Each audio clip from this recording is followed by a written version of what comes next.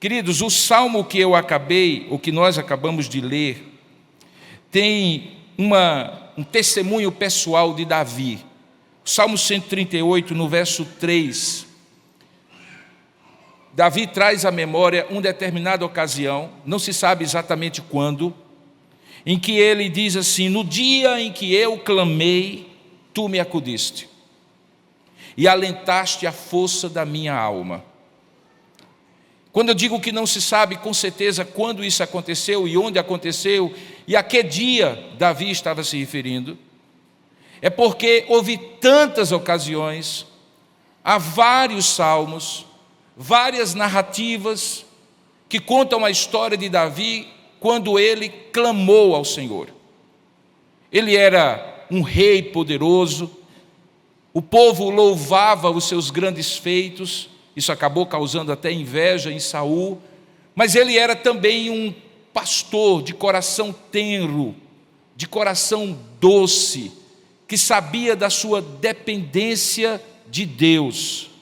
E por isso, em vários momentos, ele clamou a Deus, porque ele tinha chegado ao seu limite. Ele tinha chegado à sua constatação, que é a de cada um de nós, que há momentos na nossa vida, muito mais frequentes do que nós gostaríamos de admitir, que nós precisamos clamar ao Senhor. Na verdade, a humanidade poderia ser dividida em dois tipos de pessoas, somente esses dois tipos. O primeiro tipo é aquele que sabe das suas limitações, tenta resolvê-las de alguma forma, excluindo Deus. Eu diria que é a metade autossuficiente. Eu não diria que é a metade, talvez a maioria. E há aqueles que, assim como você e eu, também temos consciência das nossas limitações, que a história da nossa vida nos produz vínculos, trilhos, que demonstram ao longo do tempo, numa linha histórica, momentos em que nós não sabíamos o que fazer, nós não tínhamos ideia de como nos posicionar diante daquele desafio, e não tínhamos recursos para resolver, seja lá o que fosse a solução que encontraríamos. Essa minoria, da qual você, espero, fazer parte, eu faço parte dessa minoria, é daqueles que, como Davi, se recordam dos vários momentos da sua vida em que eles poderiam dizer, assim, eu e você, no dia em que eu clamei, tu me acudiste e alentaste a força da minha alma. Não é verdade? Você lembra de algum aí? Foi hoje? Essa semana? Faz tempo? Certamente, se você puxar pela memória e pedir, Senhor, me faz lembrar, começam a aparecer vários que você poderia, no dia em que eu clamei, tu me acudiste. O segredo não é o limite, reconhecê-lo ou não, porque ambos reconhecem. É o que é que a gente faz quando chegamos ao nosso limite. É a quem nós recorremos. Davi deixa claro, tu me acudiste quando eu clamei por socorro a ti, obviamente. E ele alentou a minha força, a força da minha alma. Nós vamos hoje expor um texto de um homem que bem poderia ser Davi. Não pelas circunstâncias exatas, porque o curioso dessa situação que ele passava é que ele tinha uma situação tão singular que certamente Davi não se encaixava nessa descrição, nem ele na descrição de quem era Davi. Diferentemente de Davi, ele não era um homem poderoso.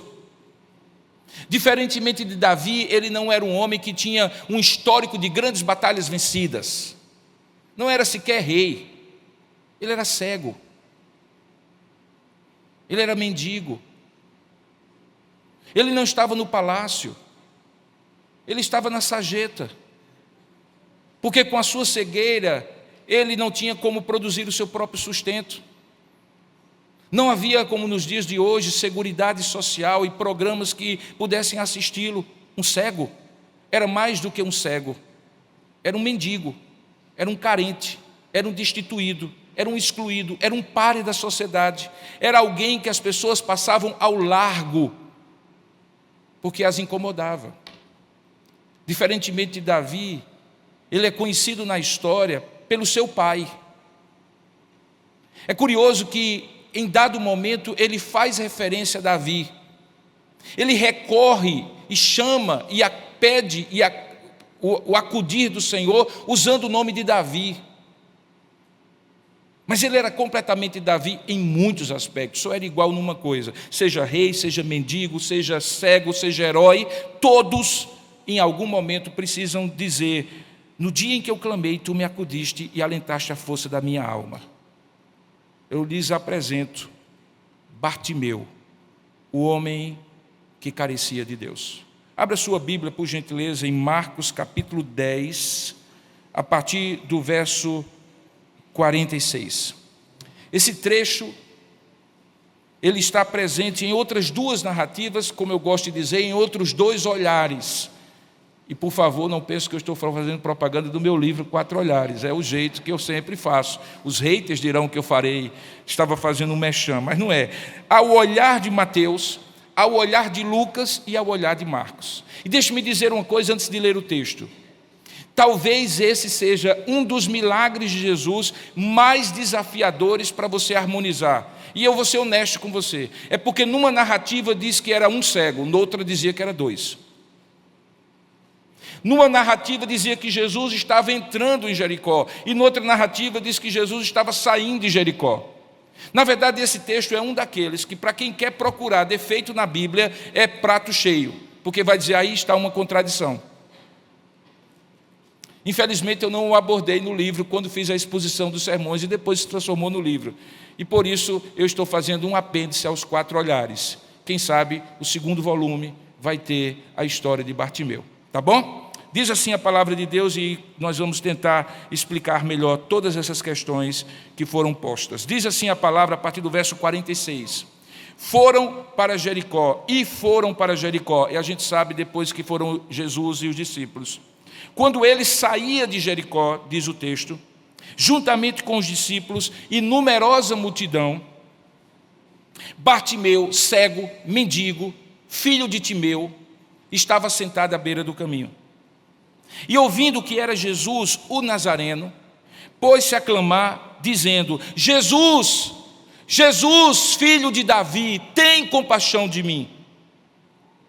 Parou Jesus, ou melhor dizendo, e ouvindo que era então esse Jesus, e clamando assim, muitos o repreendiam, para que ele se calasse, mas ele cada vez mais gritava: Filho de Davi, tem misericórdia de mim.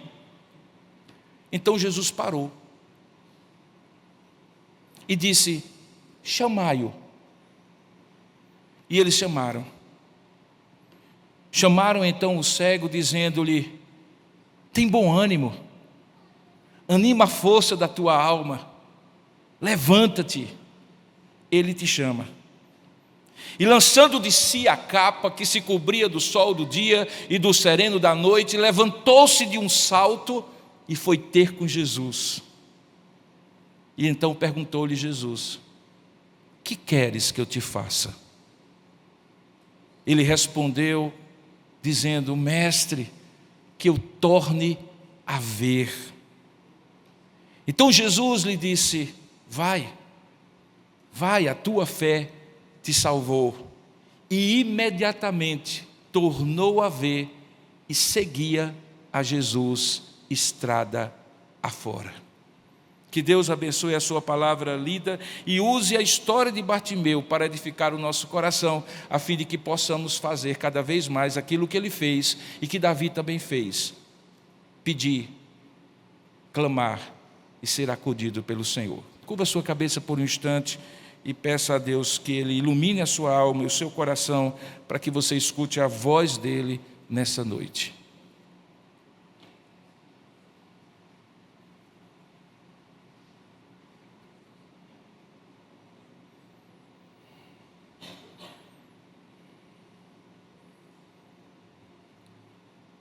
Senhor, nosso Deus e Pai, diante da Tua palavra lida, inspirada pelo Teu Espírito Santo, todos nós somos confrontados com situações semelhantes àquela que nós lemos.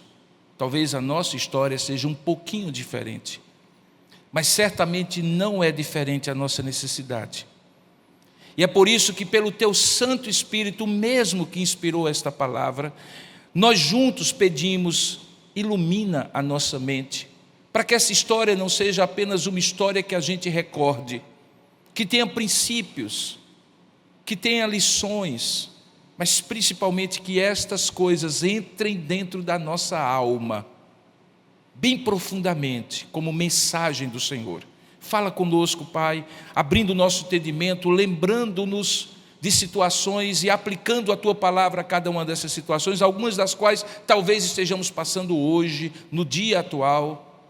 Fala conosco e nós te daremos ao final toda honra, toda glória e louvor, porque no dia da angústia nós clamamos a Ti, o Senhor nos acode e renova a força da nossa alma. Que seja hoje, este dia, na vida de muitos, se não de todos nós.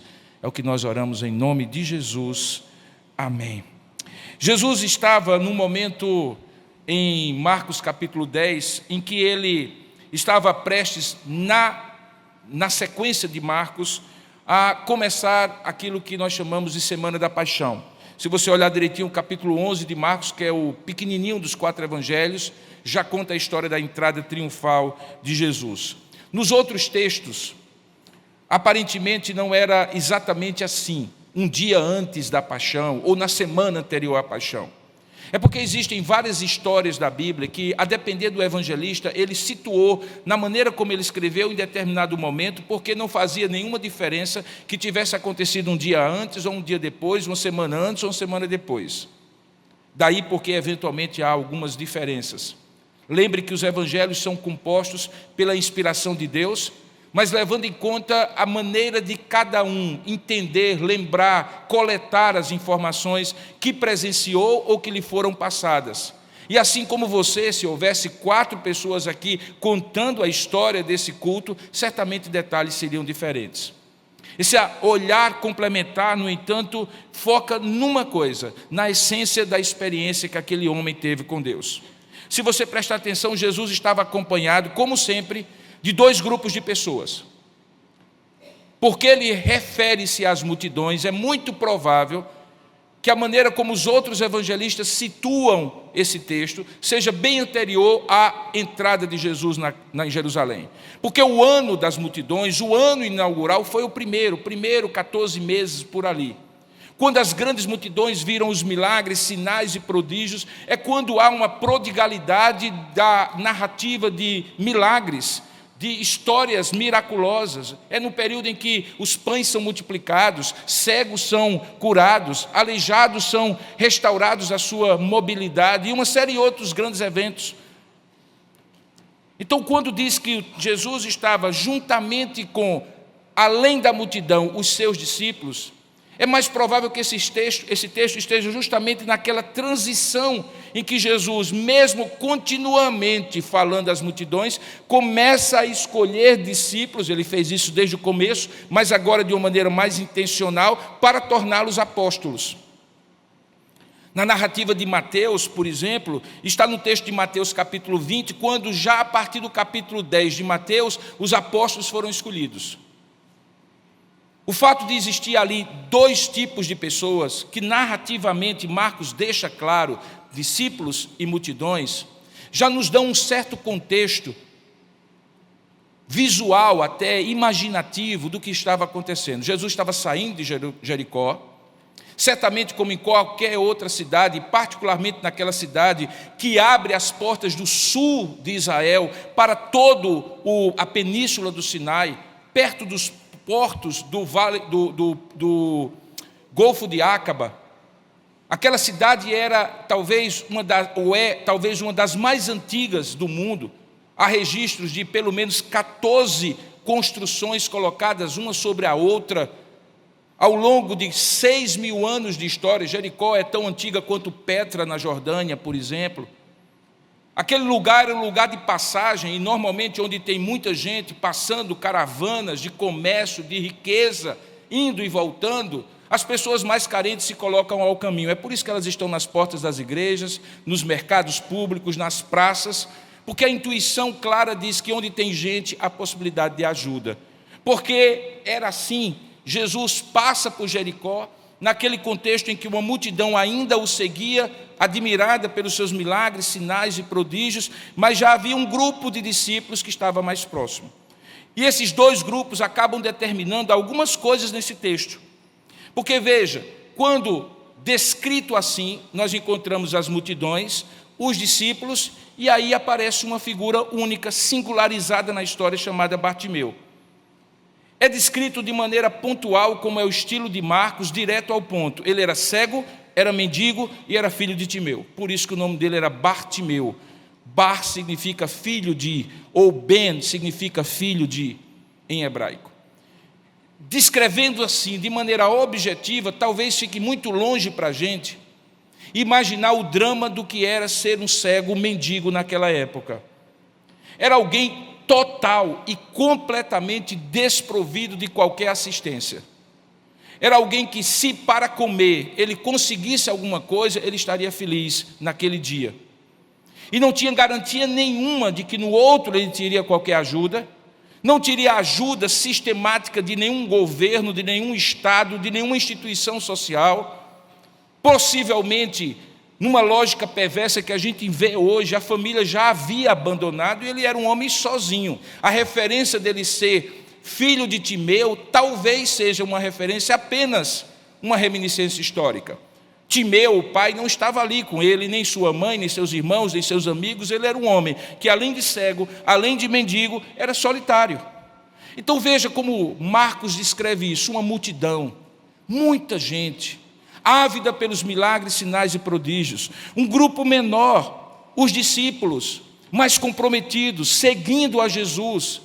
E um homem, um único homem.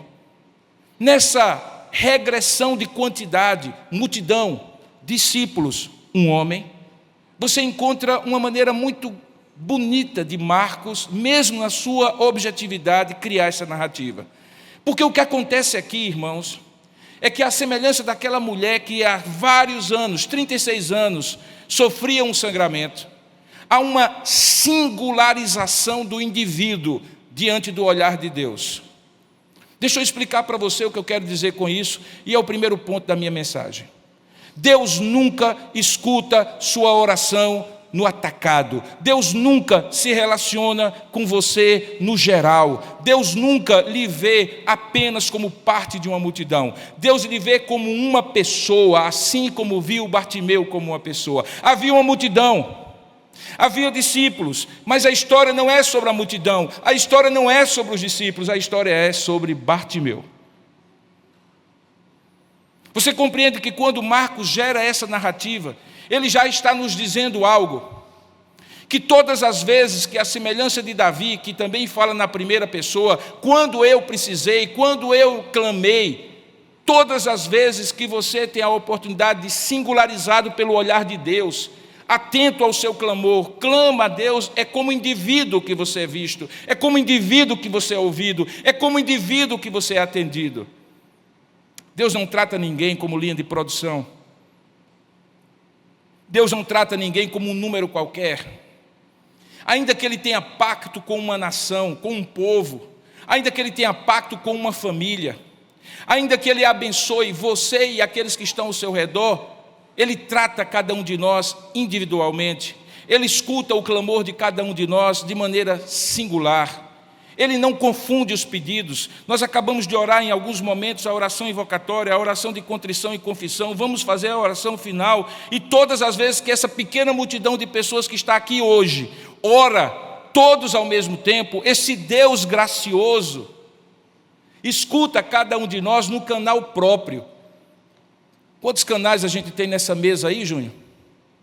Quantos canais a gente tem nessa mesa aí? Quantos? 32. Deus tem 400 aqui. E mais 400 na igreja da esquina. E mais 1.500 em outra. E mais milhares de canais. A sua relação com Deus é em canal próprio. Jamais repetido. Jamais confundido. A frequência da sua oração é única. E é isso que essa história quer contar para você. Que quando Bartimeu clama, as multidões que têm a sua importância, no entanto, são subestimadas, porque Jesus, como diz o texto, para ouvir. Lembra o que acontece com a mulher que tinha um fluxo de sangue? Ela pensou consigo mesma, no meio de uma multidão que apertava Jesus, que tocava Jesus, que encostava em Jesus. Ele disse: se eu apenas tocar na orla de suas vestes, eu serei curada. E é o que acontece quando ela toca. Jesus disse assim: opa, de mim saiu o poder. Por quê? Porque o clamor de um carente, um toque de um necessitado, sempre é algo ouvido e visto por Deus de maneira singular. E essa é a maravilha deste Deus. O texto diz então que quando aquele homem singularizado, já no primeiro versículo da narrativa, ouve que quem está passando ali é Jesus o Nazareno, ele toma uma decisão. Preste bem atenção. O que aquele homem sabia de Jesus? Aparentemente, pela narrativa, que Jesus era de Nazaré. Se você lembrar do mapa, Jesus nasce aonde? Em Nazaré? Não, Jesus é de Belém, Efrata, terra da Judéia, terra de Judá, lá no sul. Jesus, no entanto, vive lá no norte, na cidade de Nazaré. Por isso que ele não é conhecido como Jesus o Belemita, ele é conhecido como Jesus o Nazareno. Aquele homem, no entanto, estava no sul, mais ainda ao sul do que Jerusalém, mais ainda ao sul do que Belém. Ele estava na porta próxima do Mar Morto, nas caravanas que passavam e cortavam o crescente fértil que era a terra de Israel. O que aquele homem sabia sobre Jesus? Só que ele era o Nazareno, aquele que fazia milagres, sinais e prodígios lá em cima, lá no norte de Israel, na terra mais inapropriada, mais improvável, que era a Galileia dos gentios, a mais pagã, a mais distante de Deus, onde não havia influência religiosa. Mas ele tinha ouvido que Jesus, o Nazareno, passava por ali. E aí diz o texto que ele pôs-se a clamar. Mas no clamor dele, ele revela que ele sabia mais de Jesus do que apenas a sua origem e o lugar onde ele atuava. Como ele chama Jesus? Ele chama Jesus, filho de Davi. Isso é um título messiânico. A promessa era que do tronco de Jessé e no trono de Davi nunca faltaria um descendente, um que reinasse sobre o povo de Deus. E todos sabiam, portanto, que o Messias, quando viesse, tinha que ser da linha de Davi, tinha que ser descendente de Davi. Você entende porque quando Deus revela a Maria e a José que um ente santo seria gerado, o próprio Filho de Deus, ele usa todas as circunstâncias, mexe no império, no censo que foi proclamado, para que eles saíssem lá do norte, descessem para Belém e nascessem em Belém, que é da tribo de Judá. E Jesus, sendo daqueles que eram da tribo de Judá, eram descendentes, ou era descendente de Davi, o leão da tribo de Judá. Se você lê os primeiros versículos de Lucas e os primeiros versículos de Mateus, você vai encontrar duas genealogias. E nas duas genealogias, por um lado e por outro, pelo lado de Maria, pelo lado de José, fica claro que tanto por Maria como tanto por José, Jesus era descendente de Davi. Portanto, veja, esse homem sabia de onde ele estava, ou de onde ele vinha, de Nazaré. Sabia que ele estava longe, sabia que eventualmente havia uma história, um rumor, um boato. Muitos falavam que ele operaria milagres, senão ele não teria clamado, obviamente. Mas mais do que o conhecimento pelas circunstâncias humanas, aquele homem tinha discernido que Jesus era o Messias, que Jesus era o rei de Israel, que Jesus era o filho de Davi. Ele reconheceu Jesus, ao clamar a Jesus, como o rei, como o Messias. Ele não estava protocolando um pedido frio, porque a sua necessidade era muito quente, muito carente, muito intensa, e nem estava fazendo isso num balcão de uma repartição pública qualquer.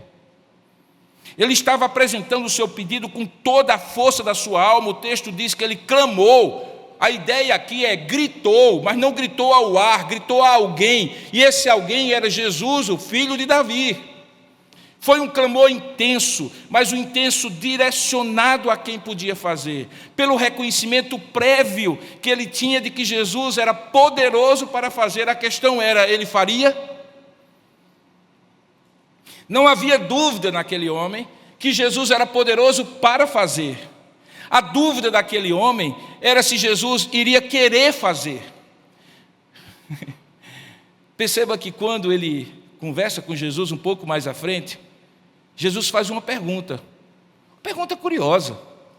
Imagine Jesus, que sabe todas as coisas, perguntar àquele homem: que queres que eu te faça?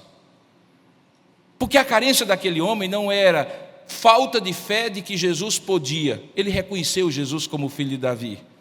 A dúvida do seu clamor é: ele iria querer? Jesus inverte e diz assim: que queres que eu te faça? Porque disposto eu estou, mas deixe-me de ver qual é a sua necessidade. Deixe-me saber o que você realmente quer. Aquele homem então clama. E quando ele clama, acontece o segundo fenômeno interessante aqui. Aqueles que estavam ao seu redor tentam demovê-lo do seu clamor. O texto diz que, verso 48, muitos o repreendiam. O verbo aqui é um verbo muito forte, é dar bronca mesmo. É aquilo que eventualmente uma pessoa com autoridade faz em relação a outra, embora a multidão não tivesse autoridade de mandar o cego calar, mas pela sua condição de carência, pela sua cegueira, pela sua mendicância, ele era alguém sem qualquer valor aos olhos da multidão. Quando eles dizem assim: cale-se, era basicamente dizer assim: resuma-se a sua insignificância, você não tem mérito, você não tem direito, resume-se a sua mendicância, pega o seu pedaço de pão e fique satisfeito com ele, e pronto.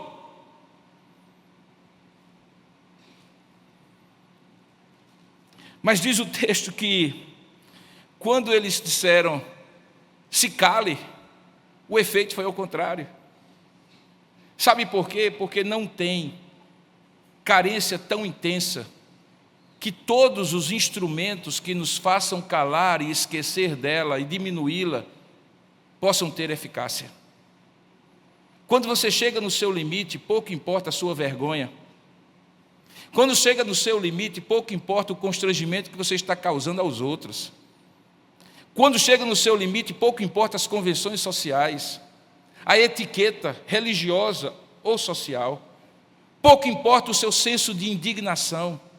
Pouco importa a sua apreensão de que você não vale nada e que, portanto, não tem direito a nada. Pouco importa o seu desamparo adquirido, a sua sensação de nulidade completa. Pouco importa, a carência é tão grande que você clama cada vez mais alto. Esse é o clamor de um homem que já tinha perdido tudo, e o não, ele já tinha passado a vida toda, ou particularmente depois que se tornou cego, porque ele não era de nascença cego, já tinha perdido. Você entende que só clama assim quem chega no seu limite? Algumas vezes nós oramos a Deus, e oramos assim, com todos os obséquios, com todas as pompas e circunstâncias: Senhor, se por acaso, se for o caso, se tu achares em mim algum mérito, se eventualmente o Senhor não estiver ocupado cuidando das galáxias, se eu não for um Zé Ninguém na tua fila, se eu for alguém na fila do pão, por favor me atenda. Não era o caso de Bartimeu. O caso de Bartimeu é que ele já estava largado no tempo, na história e na sarjeta. E ele simplesmente clamava com a intensidade da sua carência. Sabe, queridos, quando eu perguntei a você no início, você lembra algum momento que você pode reproduzir o discurso de Davi? Senhor, tu me acudiste quando eu clamei. E vocês todos disseram sim, eu me lembro. E me lembro de algumas vezes.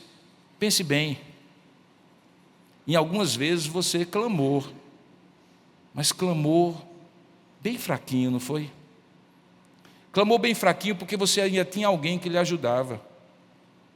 Clamou sem tanta persistência porque você tinha um prognóstico de que alguma coisa boa pudesse acontecer. Deus não era o único recurso.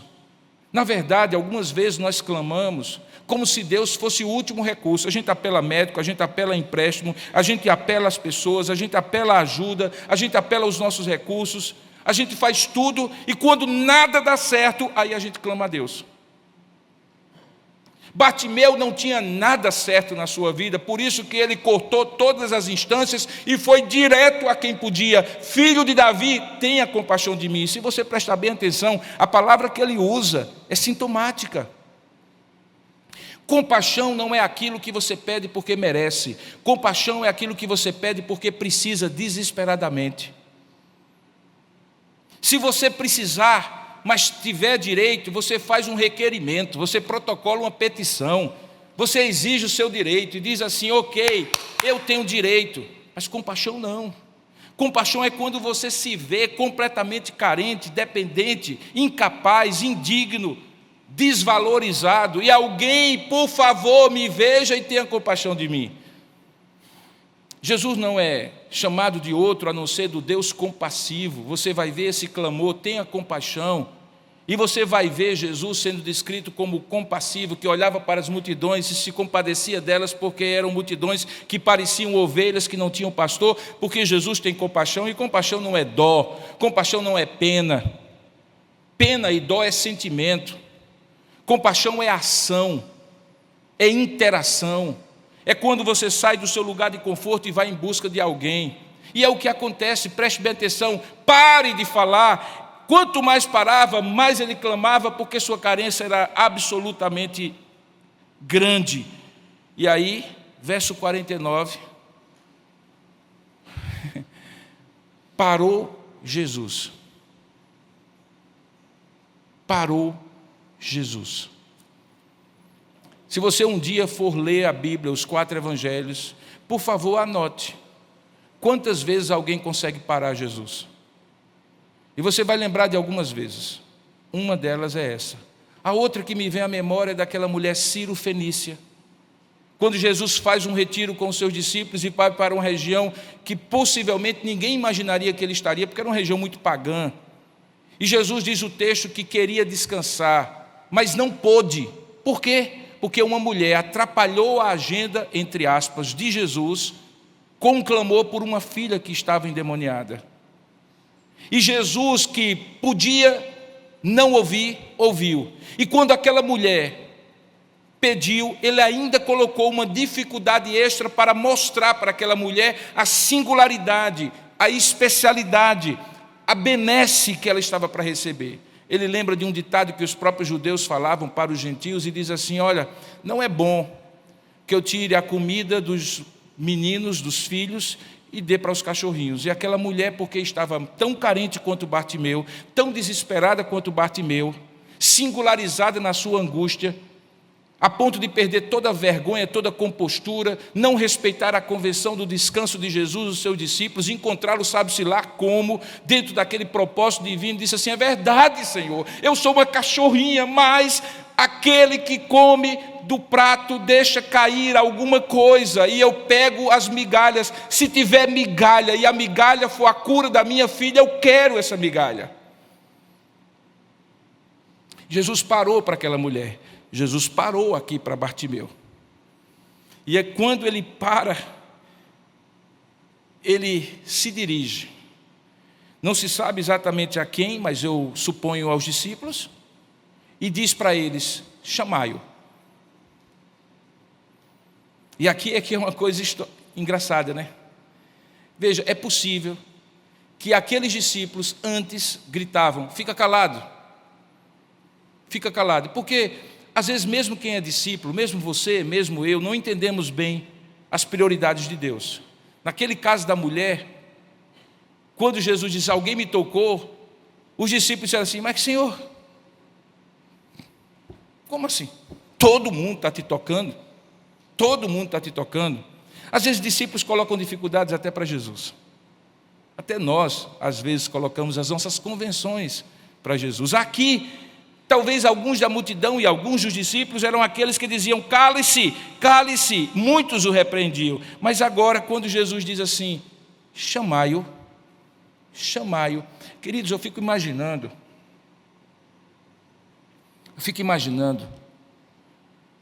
Realmente era uma multidão. Realmente era uma multidão.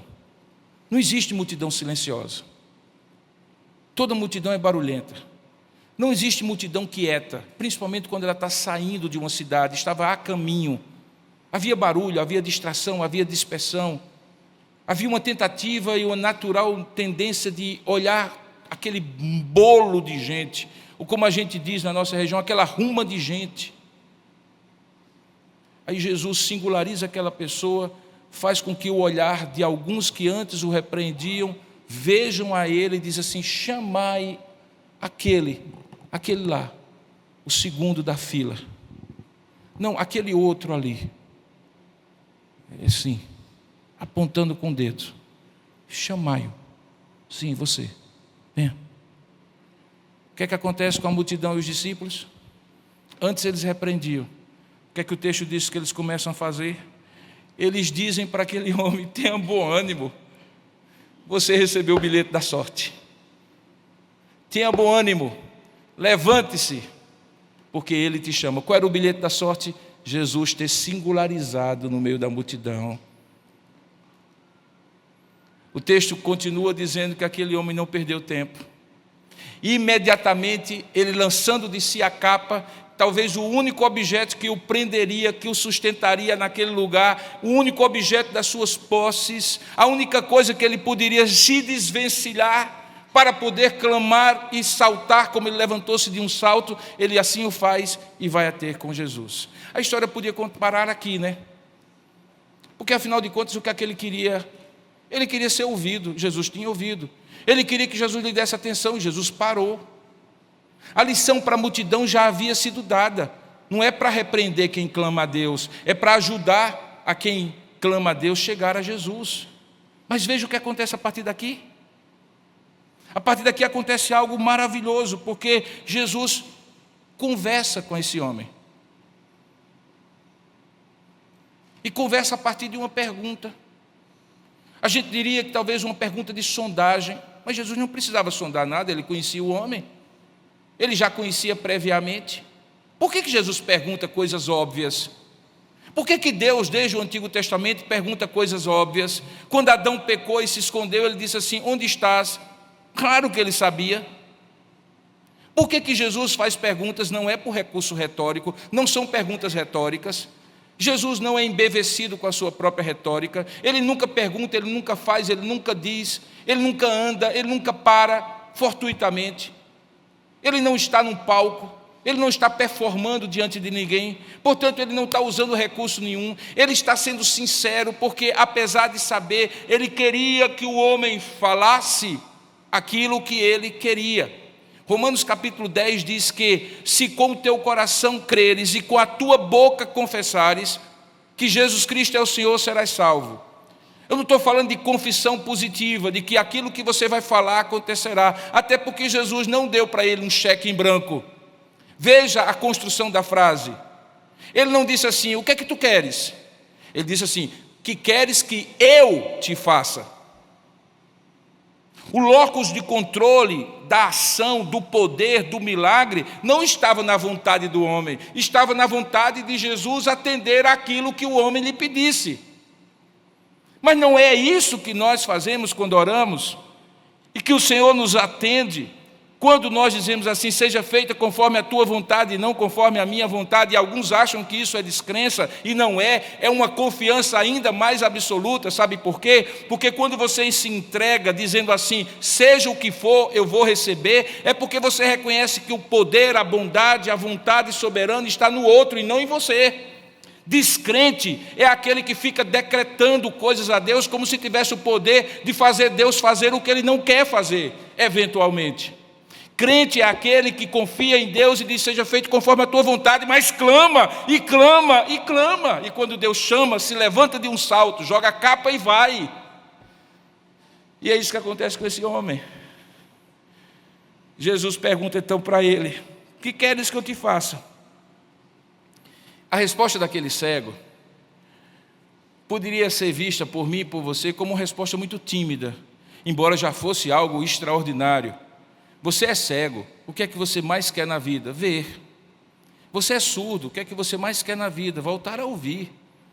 Você é aleijado, é paraplégico, é paralítico, o que é que você mais gostaria? Voltar a andar. Você está com um problema sério no seu casamento. Jesus pergunta hoje para você: que queres que eu te faça? O que você mais gostaria é que a harmonia voltasse ao seu lar. Você está com um filho que é rebelde, está envolvido com drogas, com um tipo de comportamento absolutamente autodestrutivo. O que é que você mais gostaria que acontecesse se Jesus lhe perguntasse: que queres que eu te faça? Que meu filho seja restaurado, seja liberto. Você está vendendo um almoço para pagar o jantar, colocando todas as suas contas no cartão de crédito, esperando ter dinheiro quando chegar no dia do vencimento. O que é que Jesus diria para você? Ou o que você diria para Jesus quando ele lhe perguntasse: que queres que eu te faça? Senhor, para que no dia do pagamento eu possa ter o dinheiro, e mais, que eu não preciso viver essa rotina, essa roda viva, e eu tenho um sustento digno para mim e para minha família. É muito natural que a primeira necessidade está na ponta da língua. E quando então ele pergunta, Jesus, quando ele pergunta: que queres que eu te faça? Ele lhe responde: que eu tornes a ver. Então não havia timidez, havia apenas uma limitação na percepção dele de que Jesus poderia fazer infinitamente além daquilo que ele pedia ou pensava. Mas não ache que ele é menos crente que você, porque nós também fazemos o mesmo. Nós também fazemos o mesmo. Em vários momentos, até nas nossas orações, nós não apenas apresentamos a nosso pedido, mas até sugerimos a Deus como é que Ele tem que fazer. Algumas vezes nós oramos por cura e sugerimos que Deus use o médico, o remédio e o tratamento. E se Deus não quiser usar nada disso, Ele mesmo curar, porque basta uma palavra só, dEle. Quem é você? Quem sou eu para sugerir a Deus o modus operandi de Deus? Então não repreenda esse homem na sua mente e dizer assim: mas que bobo. Parece aquele programa de Silvio Santos em que você ficava numa cabine e alguém perguntava assim: quer um carro 0 km ou um picolé de morango? Aí o cara dizia: picolé de morango. Aí você dizia assim: mas que cara burro. Ele não estava ouvindo e nem estava vendo. Aquele homem tinha limitações e não tinha a ver com a sua cegueira física. Ele era um homem que tinha uma cegueira espiritual. Ele até confiava em Jesus até o limite da sua fé. E naquele momento, quando Jesus ouve essa expressão, que eu torne a ver, Jesus diz assim, enigmaticamente, como falou em outras ocasiões: vai, a tua fé te salvou. Irmãos, isso é um diálogo mais surreal dos muitos que eu encontrei na Bíblia. O homem queria ficar bom da vista, ele não queria ir para canto nenhum. Vai, mas veja o aposto, veja o complemento, melhor dizendo: vai, porque a tua fé te salvou. Jesus usa a palavra salvação, que eu já expliquei aqui em cultos recentes, que é um termo abrangente, tem a ver com o bem-estar completo do homem, segundo a bênção de Deus. Tem a ver com livramentos, com curas físicas, curas emocionais, curas espirituais, libertação de poderes malignos, consertos na vida e tantas outras coisas. Salvação, no conceito bíblico, é mais do que um carimbo no passaporte celestial: você está salvo, vai para o céu. Não, é aqui na terra você ter algumas bênçãos de Deus que antecipam aquela grande bênção da salvação, onde não haverá nem choro, nem dor, nem sofrimento, e você estará na presença de Deus. Por isso que salvação aqui para esse homem era não apenas ele ter o seu olho restaurado, o seu nervo óptico restaurado, fosse qualquer que fosse a afecção ou o defeito dele, mas ele também ir, porque ele estava parado. Veja a ironia do texto, ele é descrito parado no caminho, e agora Jesus diz: vai. A ironia do texto é que a gente só vai quando Jesus diz: a tua fé te salvou. Porque se Jesus não disser vai, a tua fé te salvou, a gente fica parado no caminho. A condição daquele homem era uma condição estática, de miséria, de profunda acomodação à sua situação, ainda que ele clamasse a Deus. A gente só se move, a gente só caminha, a gente só progride, a gente só se desenvolve quando Jesus chega na nossa vida, quando nós clamamos a Ele e Ele diz assim: vai, a tua fé te salvou. E para provar meu ponto, veja como é que termina essa narrativa. O texto diz assim: primeiro, imediatamente aquele homem tornou a ver e ficou parado, né? O que é que ele se tornou? Alguém que seguia Jesus estrada fora. Quem segue Jesus estrada fora deu um nome. Qual é o nome? Um discípulo de Jesus.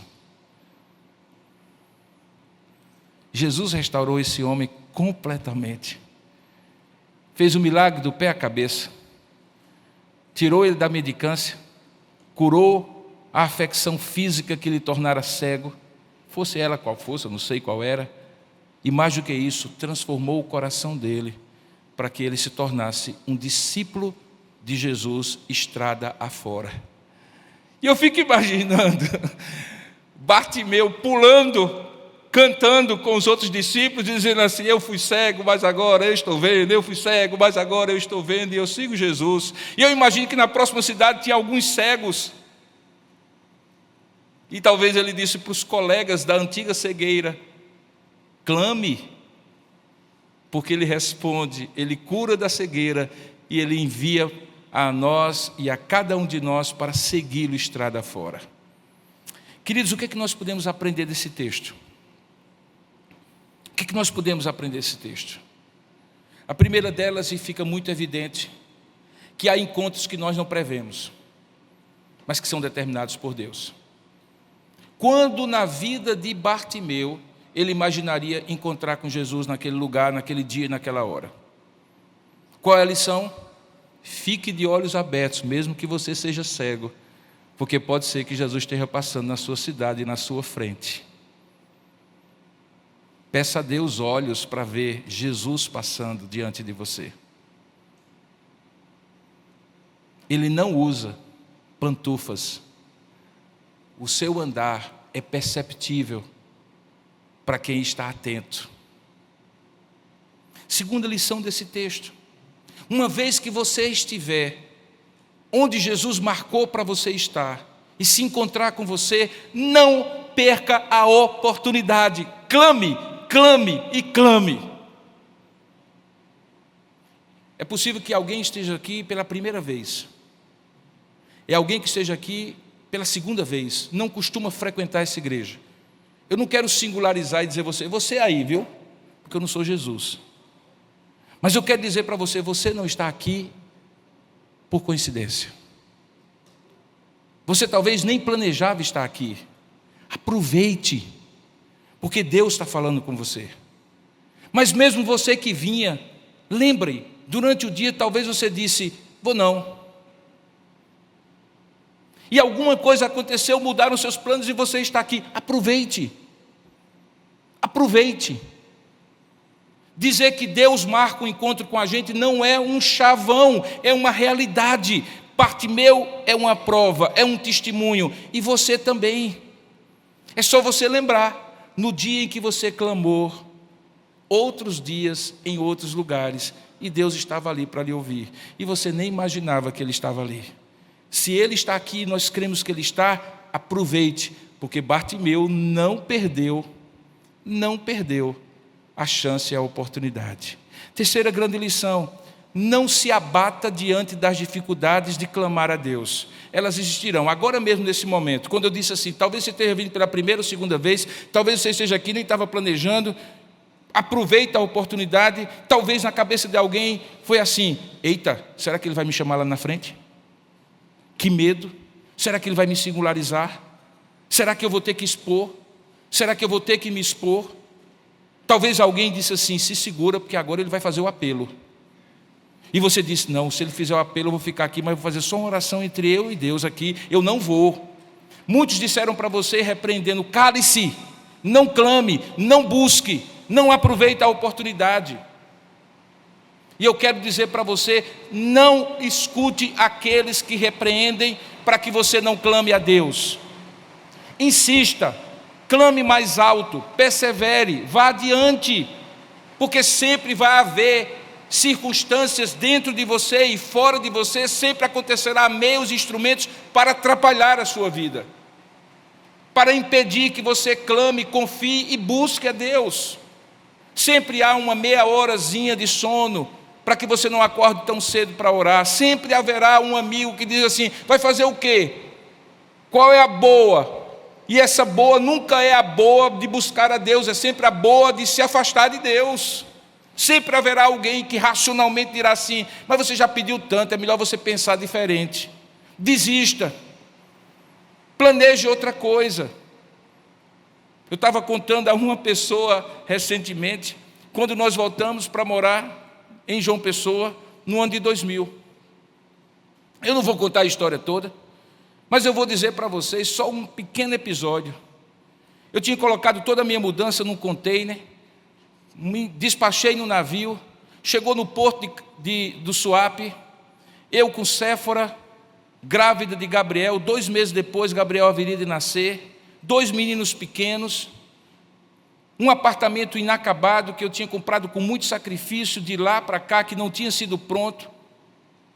Acabei passando 3 meses, inclusive no nascimento praticamente de Gabriel, na casa de minha mãe.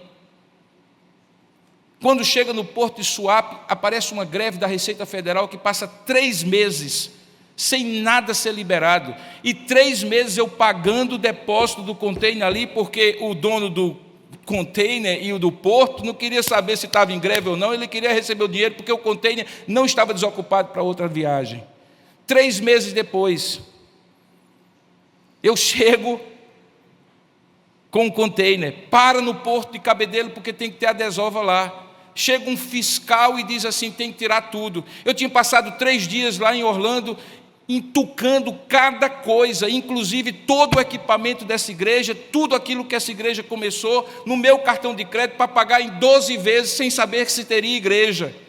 E estava tudo lá dentro. Eu passei 3 dias colocando lá para não mexer e não quebrar. Tinha bateria, tinha caixa de som, tinha microfone, tinha tudo, a igreja completa. Aí o homem diz: tira tudo de dentro do container. Aí eu disse: meu irmão, se tirar não entra mais. Ele disse: eu não quero saber, tire tudo. E ele foi item por item. Microfone, Shure, SM58, onde é que está? Estava lá dentro, tira tudo. Nota fiscal. Nota fiscal. Confere o número. Começou isso de manhãzinha cedo. E as coisas do relento.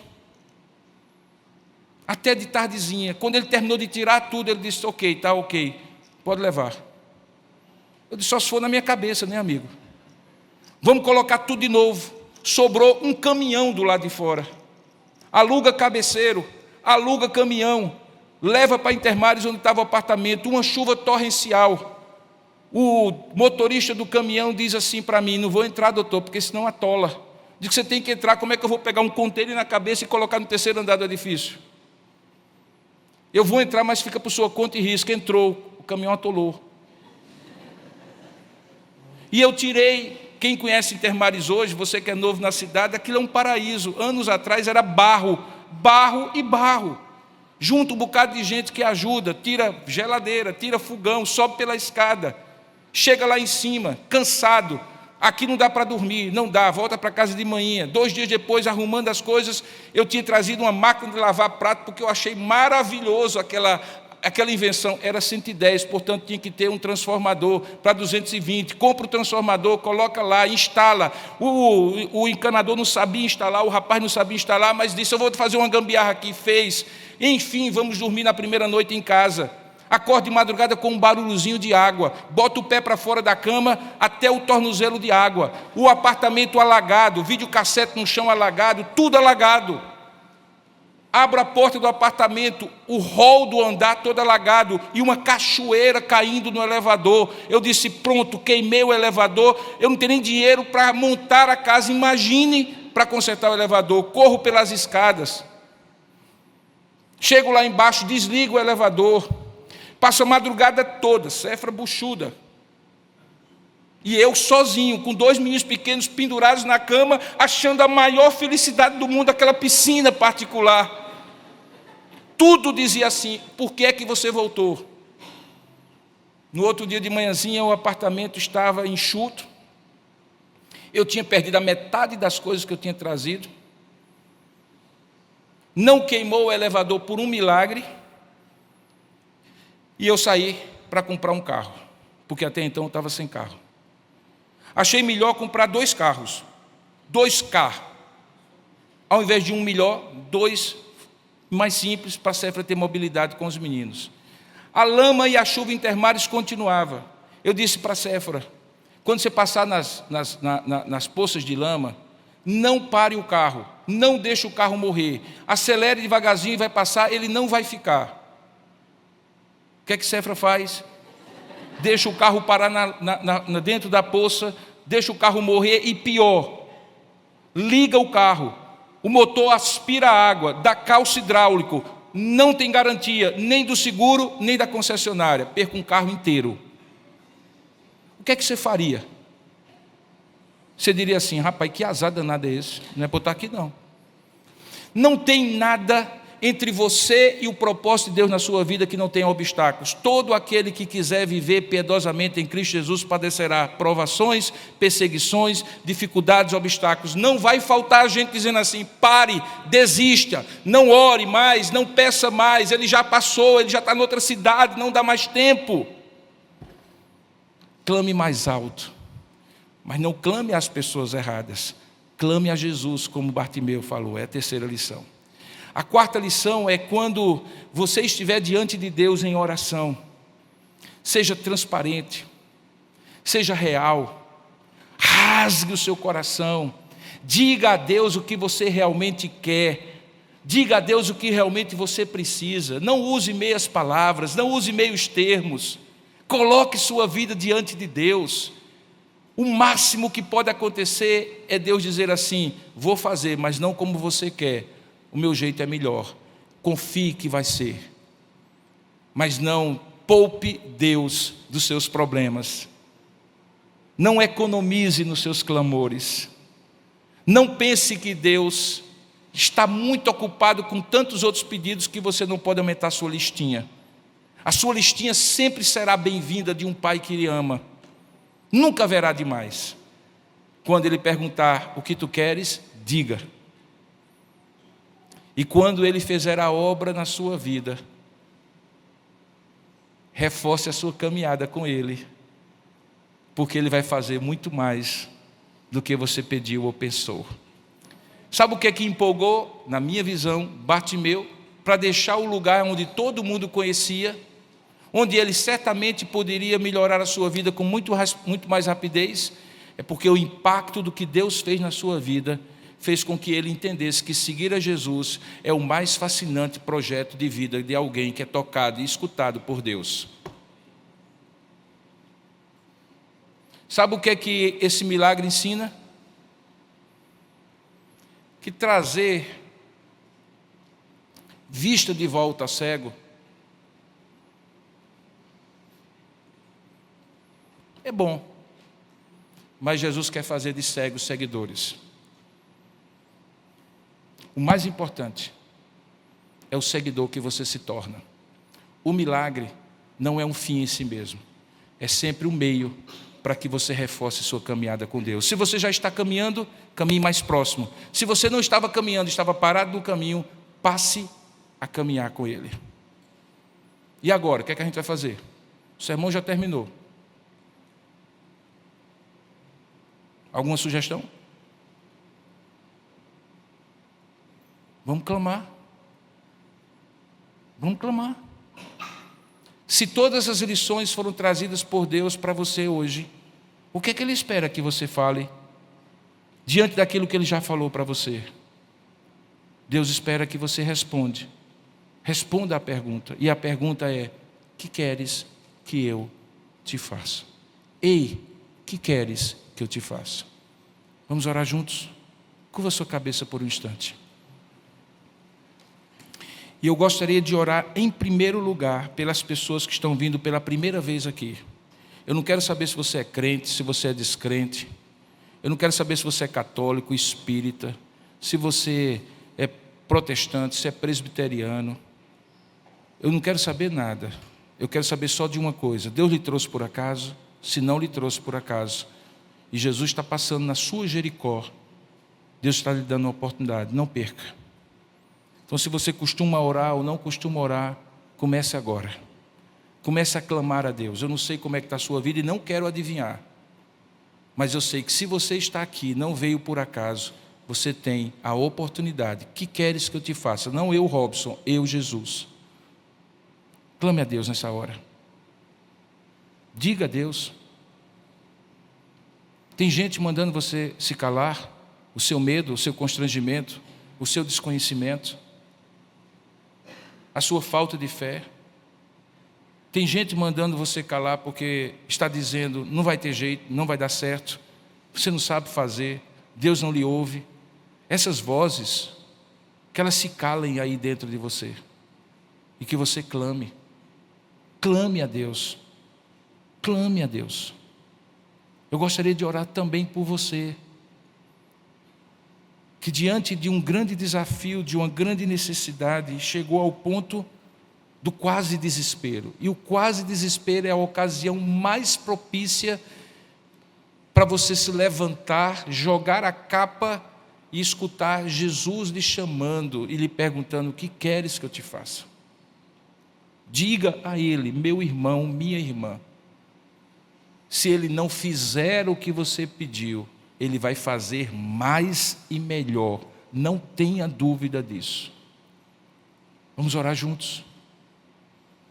Ó Deus amado, Tu estás aqui neste lugar, não tenho dúvida disso. A Tua palavra diz que nós fomos convocados por Ti para este lugar, para Te ouvir e para falar contigo, louvores, elogios, cânticos. E nessa hora, ó Pai, em que nós estamos aqui, nós não queremos passar essa oportunidade. Eu quero nesse momento interceder a Ti,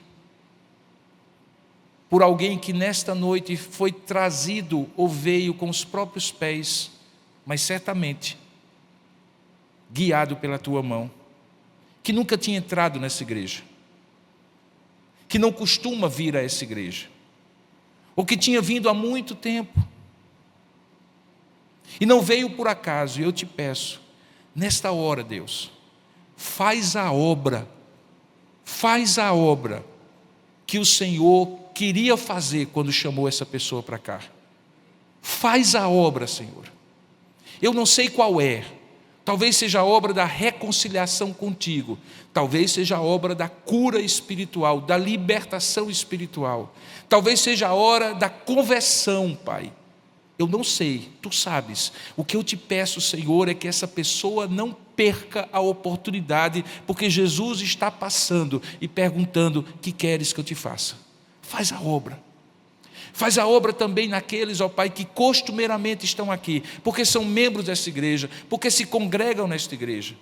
E o que eu te peço, ó Deus, é aquilo que está no coração delas, destas pessoas. Algumas delas eu tenho ideia do que seja, outras eu não tenho ideia, porque elas não conseguem falar sobre isso com ninguém, ou com pouquíssimas pessoas. Eu não sou uma delas. Está lá entranhado na alma, Pai. São coisas impossíveis aos olhos deles, como era para Bartimeu voltar a ver. Mas Tu que fazes o olho, que fazes o nervo óptico, que fez com que um dia Bartimeu nascesse saudável e vendo, e por alguma circunstância perdeu a visão, Tu és o Deus que crias e Tu és o Deus que recrias.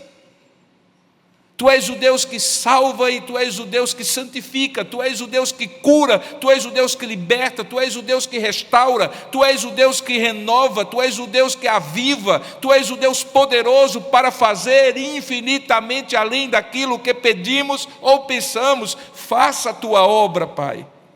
Eu te peço, faça a Tua obra.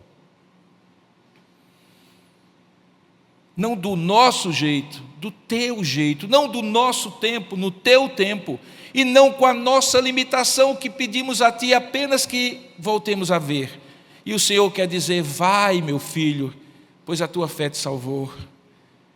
Que haja vidas aqui recebendo a voz do Senhor dizendo assim: vá, porque a tua fé te salvou e recebeste o que tu pediste e muito mais, que tu só vais descobrir se fores, se deixares de estar sentado e saíres me seguindo. Faz a tua obra para que o clamor não seja um fim em si mesmo, a bênção não seja a parada de chegada, seja o início da jornada.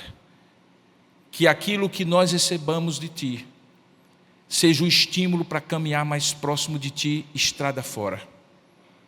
Faça essa obra, porque eu não posso fazer, nenhum homem pode fazer, essa igreja não pode fazer, mas Tu fazes, porque Tu és poderoso, Tu és gracioso, e Tu passas na nossa Jericó nesta noite.